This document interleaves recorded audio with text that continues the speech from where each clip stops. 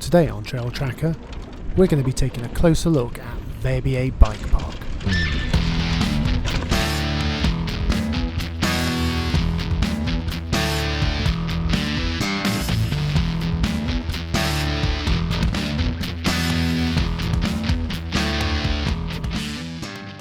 So I've just got back from a 4-day trip to Bikepark Verbier with my man Yves, king of the manual, and we had an absolute blast. But it was all a little bit last minute and we didn't really do much homework before we went. So I'm going to show you everything we found out about the trails in the bike park so that if you decide to go to Verbier, you'll be armed with all the information you need. For those of you outside of Switzerland, let's take a look at where Verbier is. It's in the southwest of the Swiss Alps, about 2 hours by car from Geneva Airport or 2.5 hours by public transport. The bike park has a total of 8 trails, 2 blues, 4 reds, 1 black and a downhill cut track. Now, 8 trails might not sound like much, but the total vertical drop in the park is 1,000 metres and there are 17 kilometres of lift assisted trails to ride. The lift ticket won't break the bank either. We only paid 89 francs each for a 4-day pass. Admittedly, we didn't do much research before we got to Verbier. So, we just made like eager beavers and headed straight for the red trails at the top of the bike park, which, in hindsight, probably wasn't the best move.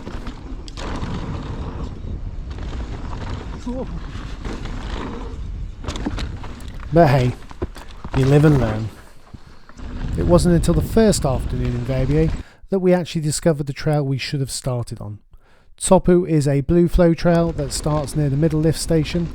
It's a great place to warm up and it became our go-to warm-up lap for the rest of our stay. The blue trail is not too easy, it's got a fair bit of flow. It's a lot more interesting than many blue trails I've ridden. The berms are really well built and there are plenty of them. The second section of the trail even has a mini jump line, which is a great place for beginners to practice.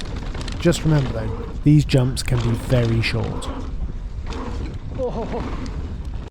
Once you've warmed up and you're ready for a bit more of a challenge, I would recommend heading to the top of the mountain and hitting Borta Beach next.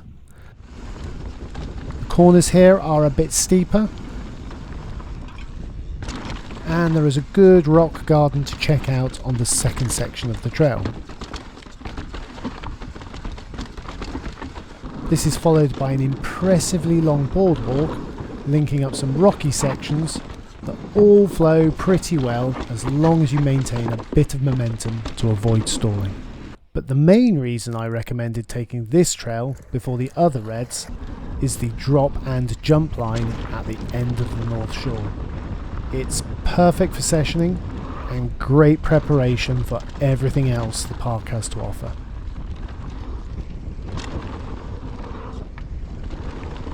Oh yes, and the trail ends right at the lift, so you can shoot straight back up and do it all over again. Once you've got your jumping legs warmed up, head over to Borta, another red flow trail that starts at the top of the mountain. This trail is advertised as having 65 jumps. There is a super flowy jump line near the top,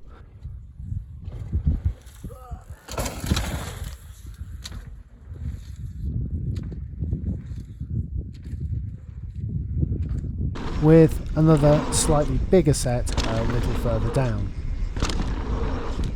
The following section of the trail became a real favourite. Unlike the flowy jumps of the previous section, this is natural rocky goodness at its absolute best. Borta finishes off with a couple of fun little features before spitting you out onto the road at the top of Wuai. At this point, you can either head straight down Wuai, or if you're looking for some more jumps, head on down the road to Tusu C. Tusu C is divided into 5 sections that are linked up using parts of Tsopu, the blue trail, and Tyres Fire, the downhill cup track. The first section is a jump line with a set of tables that are a little bit bigger than those on La Rozza, and it finishes off with a wooden drop over a gap you can ride round if you prefer. Section 2 is another jump line with some shorter jumps, ending with a decent sized boner log, which unfortunately I never managed to commit to, despite Eve assuring me that it worked really well. Section 3 is a super fun section of long and low jumps, ending with a step up that can all be taken at full speed. Section 4 is a short blast through the woods with a rock section that has quite a tricky line to negotiate at speed, so it's definitely worth taking a bit of time to check it out. The final section of Tusu C is probably the trickiest of all. It has an awkward little qualifier drop leading into a short section of trail that wouldn't be out of place on the Vancouver North Shore. The other option, as we've seen after La Rozza, is to take Wuai. First part of this trail drops down into the woods through a relentless set of steep turns. There are fewer places to stop and take a break here than on some of the other trails, and this left me pretty exhausted after every run. As you get further down the trail, it opens up more and becomes a little bit flowier with some fun little features before the steep turns make a return. The final section of Wuai comes after a short roll down a fire road and is another set of sweet interlinked bermed switchbacks.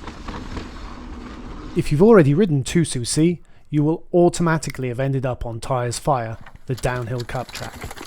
As the name suggests, this is very much a racetrack with plenty of steep, janky rock to negotiate right from the start. Unfortunately, we never actually rode the whole trail. The most obvious line takes you back onto Tusu C, and I just never saw the turning to stay on Tyres Fire until I watched the video back. Perhaps studying the trail map would have been a good idea, eh? After section 3 of Tusu C, it's back to the characteristic downhill jank that we all love so much. After passing the golf course, our autopilots took over once again, and we completely ignored the continuation of Tyres Fire, instead choosing to dive down into Tusu C on every single lap. Meaning we missed yet another section of the downhill cup track. As you might expect from any self-respecting racetrack, it finishes off with some spectator-pleasing jumps.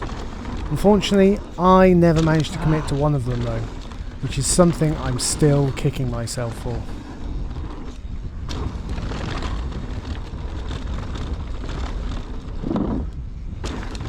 So, you might well have noticed that I've only talked to you about 6 out of the 8 tracks in Verbier Bikepark.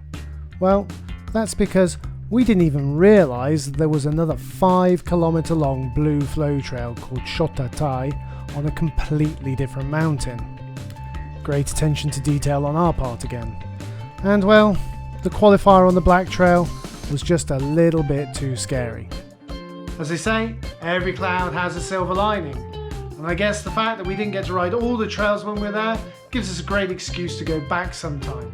Over the next couple of days, I'll be posting raw edits of the trails that we did ride, and I'll make sure I track down a couple of links to the trails that we didn't ride so you can check those ones out too.